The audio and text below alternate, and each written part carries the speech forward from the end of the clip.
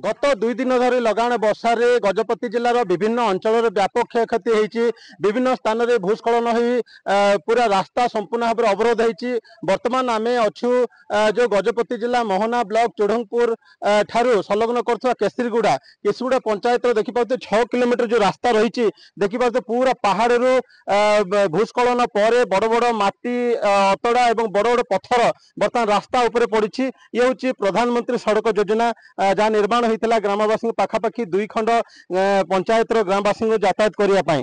तो बर्तमान देखिपे एपटे बर्तमान गछगुड़िक पड़ी रही। अग्निशम बाहिनी बर्तमान पहुंची गछ काटी सफा कर बड़ बड़ पत्थर रही पत्थर गुड़िक हटेबा बहुत मुस्किल कथा। आम सहित समिति सभ्य अच्छा कौन कहे ये जो केमी घटना घटला सर गत दिन 2 तारिख लगाण वर्षा जो पहाड़ पत्थर माटी दसी आसिकी और रास्ता पूरा जाम है।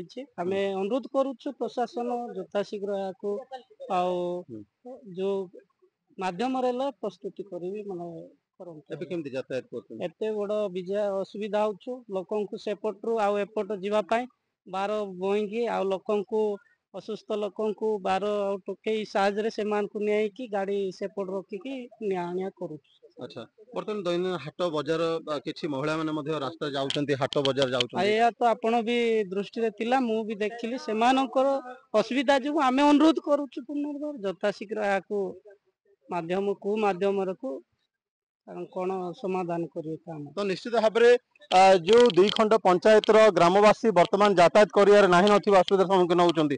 आम सहित जो अग्निशम बाहिनी मोहना अग्निशम दमकल बाहिनी अधिकारी अच्छा कौन कहे सार आपंकर जो चली उद्धार कार्य बर्तमान सुधा केते किलोमीटर रास्ता केतेटा गछ बर्तमान काटिले केमिति स्थिति बर्तमान ये अच्छे आम तो प्राय 4 ରୁ 5टा गछ प्राय काटिलुणु आ बाउंस गछ तो बहुत काटिलुणु किंतु जहाँ परिस्थिति अच्छी सेटा जेसीपी बहुत माने माटी अतड़ा खसी जाइए और विराट काय पत्थर जाक पड़ी से तो कौन पब्लिक कि कौन आम स्टाफ द्वारा संभवपर नुह सेटा आम बीडीओ सार सहित कंटाक्ट करी।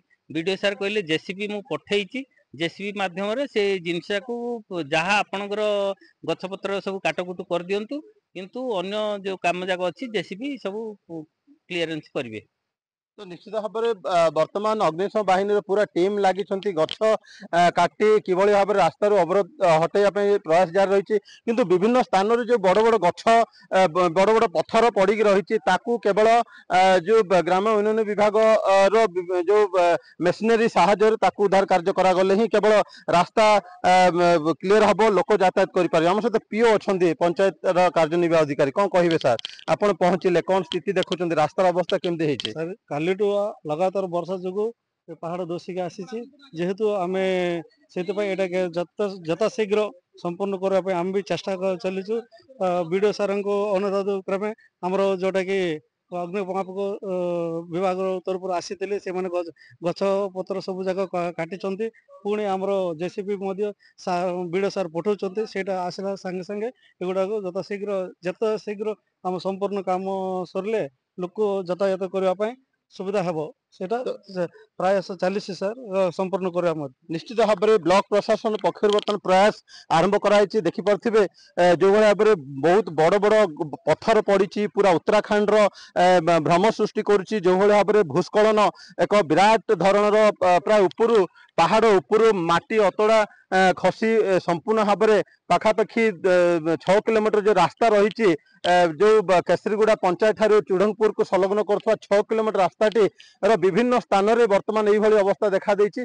बर्तमान ब्लॉक प्रशासन पक्षर एवं अग्निशम बाहिनी जोरदार उद्यम कर भाव में रास्तार गछ हटेबे एवं ये जो माटी अतड़ा एवं बड़ बड़ पत्थर पड़ी कि भाव में तुरंत हटे रास्ता परिष्कार करेंगे से उद्यम जारी रखिंट।